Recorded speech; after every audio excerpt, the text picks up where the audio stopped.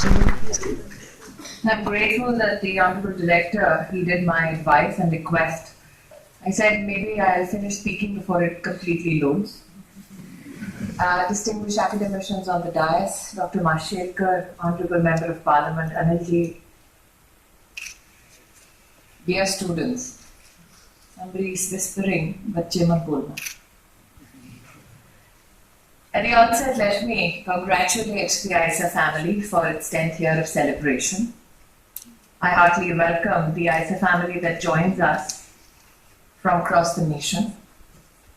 I come here reminding myself of the convocation and the dedication of an infrastructure through the hands of the Honorable President. Why that particular event is embedded in my mind is not because we came only to converse with academia and with students, but particularly because of one student that I met who since has graduated from Iiser Pune. I remember, and I cross-checked with one of your deans, his name was Kaustubh. And why I remember Kaustubh is because that boy stood out for his contribution for remedial coaching to children in slum areas around Iiser. And when he introduced himself, he said his success was not only in the field of science but also humanities. Because one of the children he taught is now studying in Iiser.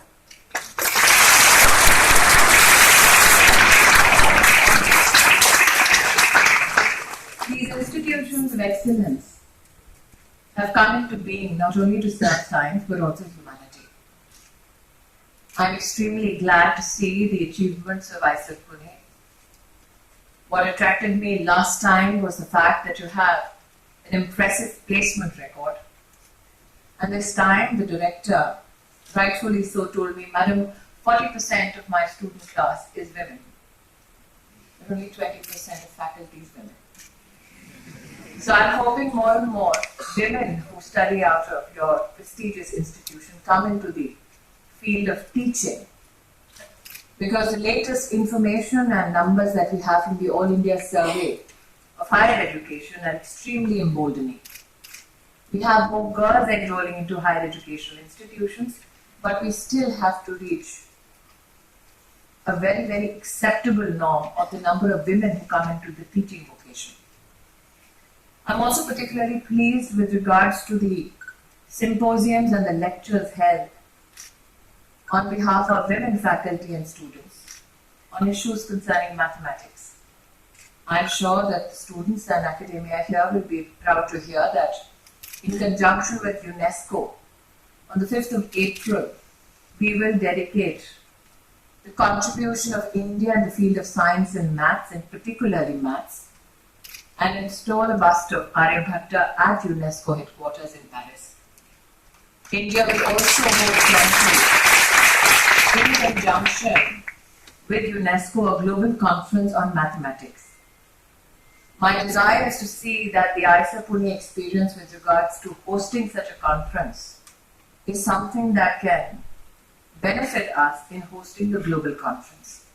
Hence, I would publicly like to appeal to the Honorable Director, do help us bring forth the potential of Indian women in science particularly. And I don't want the men to feel left behind. But I'm extremely happy to note that there is a gender audit unconsciously done by Iiser Pune. With regards to the brilliant students who watch me with a hawk-eye right now, wondering what will spill out of my mouth, I will only wish you the best. Particularly attaching a hope with all of you, that amongst you sit many students like Kaustubh, who will have a wonderful, successful life ahead of you, but who will also take along at least one child who wants to live the dream that you live in Iiser Pune. I am particularly pleased that Iiser Pune has embraced the Mhrd Abhiyan, a first such step taken by any government in independent India, where institutions of higher learning are encouraged to adopt 5 villages around the institution so that those villages can be infused with technology and new learning. I'm particularly also grateful that Iiser Pune has embraced the initiative undertaken by Government of India with regards to Gyan. There was a myth in our country that an interface with a foreign academician, and that to an academician of repute, is possibly an experience only for those who are rich. The Government of India, for the first time, facilitated foreign academicians to come to government institutions in India, not only to prestigious and celebrated institutions like IISERs and IITs and IIMs, but I'm happy to share that close to 22 state universities are also a part of Gyan. Till now, 400 foreign academicians are coming and teaching in our institutions, all paid for by the Government of India, so that the student is not burdened with an extra cost. Government of India is also supporting joint research projects that stem from such an interaction. And I'm happy to share with you that in this year, this number is to exponentially grow to 1,000 foreign academicians coming to the doorstep of Indian students studying in government institutions. The endeavor is that we encourage joint research programs. The endeavor is that we help you gain new knowledge.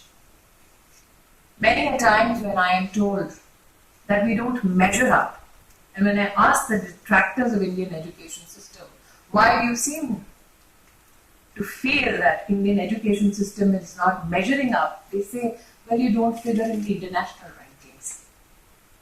That is one of the biggest myths that needs to be broken.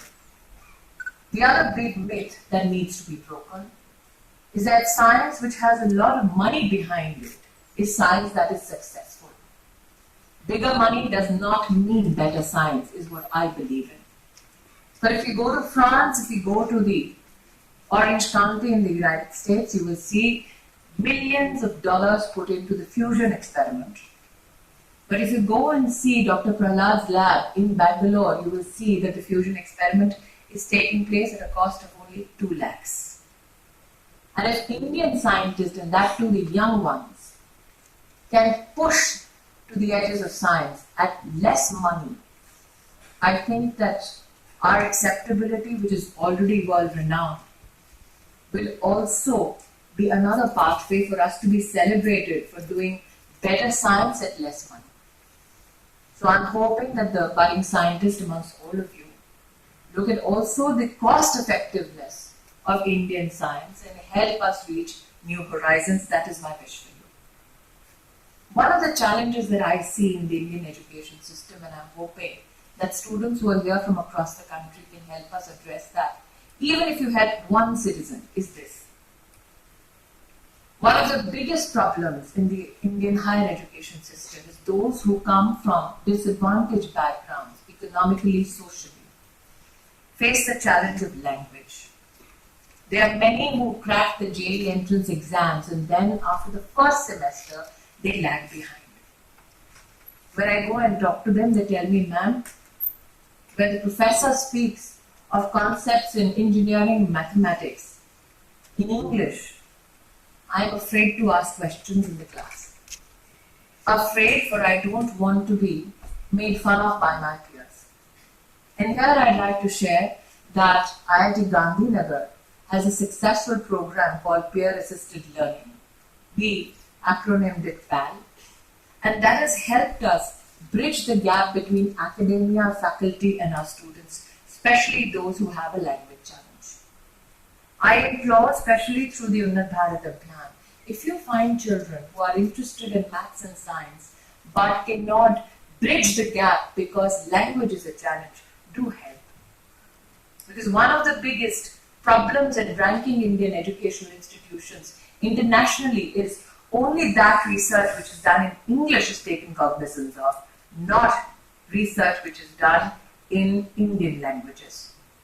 And that is why the Honorable Prime Minister advised me to initiate a process of having the first ever Indian ranking framework. I am happy to share with all students here that when you do a comparison between the Indian ranking framework and the international ranking framework, you will find that in our ranking framework, we have an element of perception. Students, academia, parents who are the real stakeholders in the institution, also get to have their say as to how an institution is to be ranked. When we came out with the process and the framework, I was told that only Sarkari institutions will want to compete in this ranking system. Not many in the private sector possibly will have that much of a faith.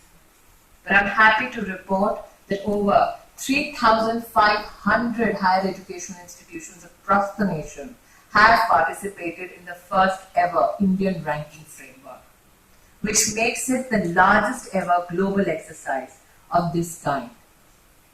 That is why, as I say, the future is wide open. I am hopeful there are many amongst you who will reach great heights, accrue great laurels. I am only hoping that this celebration in your alma mater, which will continue decade after decade, see many celebrated scientists coming back from amongst you here to celebrate the contribution of this institution in your life. Ladies and gentlemen, my best wishes to the faculty and the non-teaching staff that have helped build this institution of repute.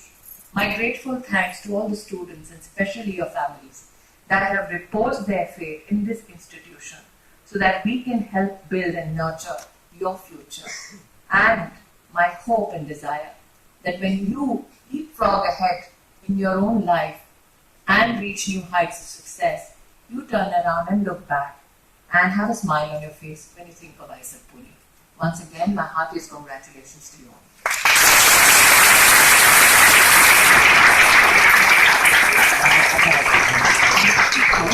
Thank you.